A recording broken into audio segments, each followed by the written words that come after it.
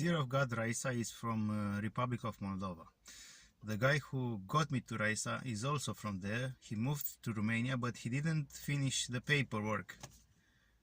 So his driving license is still registered, or was registered, back in 2016 on Moldova. He was caught speeding. They sent it to Moldova. He went after it to recover it. It wasn't there. He was very angry. Not in Romania, not in Moldova. Anyway, went to go back to Romania, some 20 kilometers away from RAISA's little town. He thought, should I go to her or should I not? No time. Let's move. Another 20 kilometers, stops again, thinks, moves forward. Makes another 50 kilometers, so he's now 90 kilometers away. He stops, he thinks again, he turns back. And when he goes to RAISA, she greets him with these words: "You thought 3 times to come to me? Didn't you know you have to come?" For me, that was more than enough to put in my heart that I must go to meet this woman as soon as possible. That was enough, and I think that would be enough for any mentally sane person, because that is something so out of this world. That is a proof of the gift. How did he heard about RAISA? From his parents. They heard too from someone, and mid-2000s they say, why not check it? But they thought, you go Monday, I'll go several days later, husband and wife. So let's see what she will tell to each of us. She has no way to know that we're together. We're days away separated. Who knows who comes to her in between? And to both of them she said, great loss of money. And they thought, what loss of money? The company is going very well. We just bought a new car. There's no money left to be stolen. And yet next week their car disappears from their garage. He goes again. She tells him, you'll find out who stole your car, but you'll not recover it. When to go back from her, the old neighbor, some 80-plus-year-old at the time, greets him with these words: what happened? Did they steal the car? What the fuck? He thought. And another 2 weeks, he saw somebody in the gas station with his tires. He goes to them, grabs them. What the fuck do you get the tires? These brothers were the brothers that old lady's nephews. He was so pissed about this that he decided to move to Romania, and that's why he got to Romania. And if he didn't do that, I would not have had the chance to meet this guy who ended up getting me to RAISA. So I thought I must go there too. After a 7,000 kilometers trip to Madrid and back, with absolutely no problem, within 3 or 4 days, I drove almost without stopping. When to get to this woman, the guy said, you're tired, I'll drive with my car. We go to Vaslui custom. After an hour of waiting, we realized the custom isn't working. They had some computer problems. They weren't given a shit anyway. So, okay, let's go to Iași. Iași, Sculen, that's some 30 kilometers. We go there, we pass the Romanian borders. At Moldavian borders, some freak stays and searches this guy for half an hour till he finds out, well, you don't have license for dark windows in the back. So he sends us back. I got angry, and I said to him, Basil, that's his name, you never get the paperwork right. But he looked at me and said, Marius, there's a dark force there that doesn't want you to get to this woman. And I realized he's saying the truth. And we went to Iași. We waited there. I said, I don't care how we get there, we'll get there. You get a car and or something, someone to get us there. We don't have car, okay, but we can go there. We have passports. So that's what we did. He found someone who got us over the custom. So we're basically pedestrians. And I was so impressed with the question I asked and the answer that she gave me, that I decided that a few days later, I'll go myself. And that's what I did. But guess what? I'm a human. I doubt.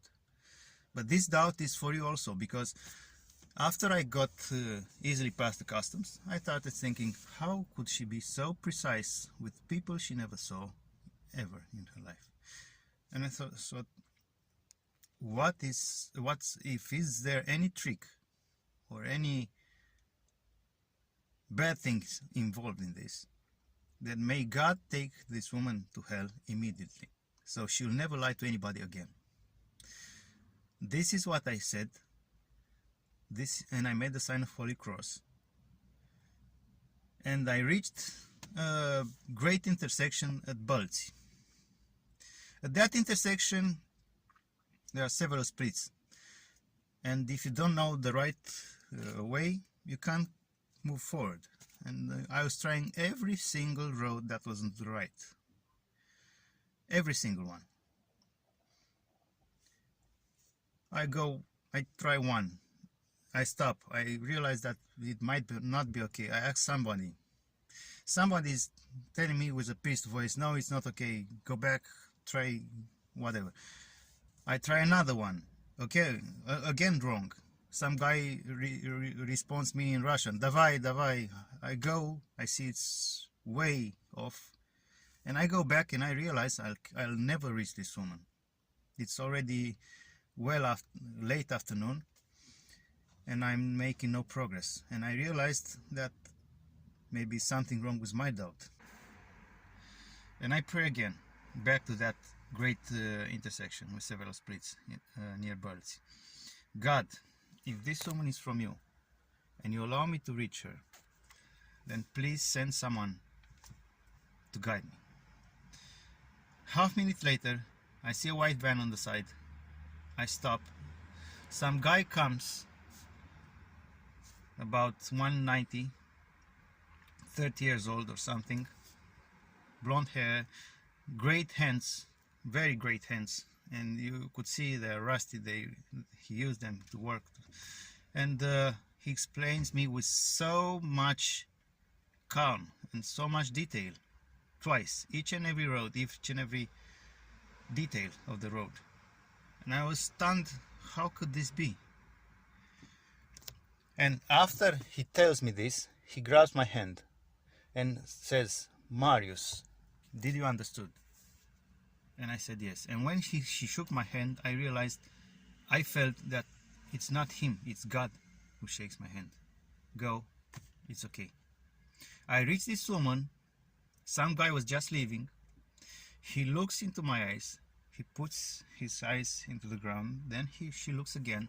She makes the sign of Holy Cross and says, Marius, in the name of Holy Trinity, I'm telling you the truth. I do not play with these things. What more do you want? And if you look into Old Testament, when Lot was announced by the angel to leave Sodom and Gomorrah, the Sodomites wanted to get the angel, and who know what they wanted to do to him. And the angel struck them with blindness, so they could not find the door. In the same horrifying state of mind and soul I was when I doubted this woman.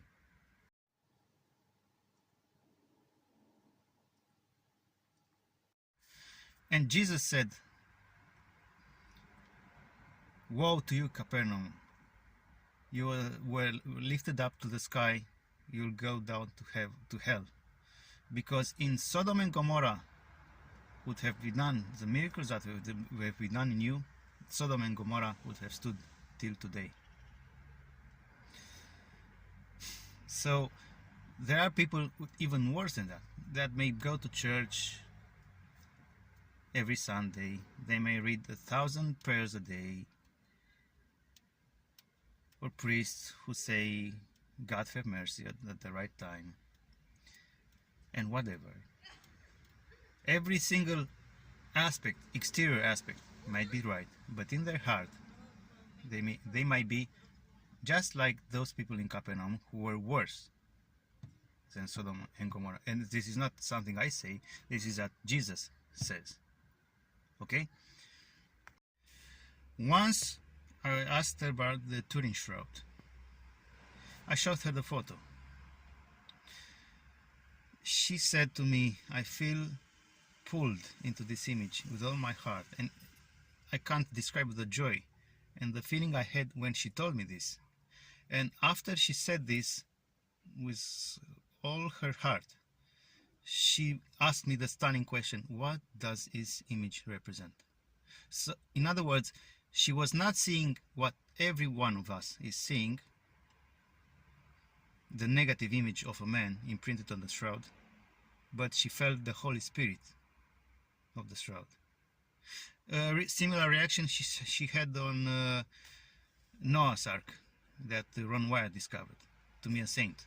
Even if she's Seventh-day Adventist, to me is a saint, because miracles happen to me. Anyway, she looks at the photo of the place, and she puts her finger initially up where is one, and says, I feel something very beautiful here. And then she puts her hand on two, and this place, I feel like mirror is pouring, something so beautiful. And then again the stunning question, what does this image represent?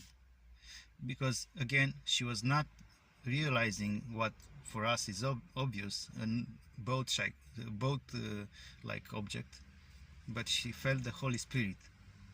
And geologists proved that the ship moved from 1 to 2 after a landslide or something. And there are so many others I can tell you. That's the image I showed Raisa. Then 1 and 2 where she put her fingers, and the geologist's opinion. Exactly where 1 and 2 are located. Another detail. When Elijah, the prophet, was raised to heaven, his disciple Elisha asked his gift twice as strong, and he received it. And at some point the Assyrians wanted to ambush the king of Israel,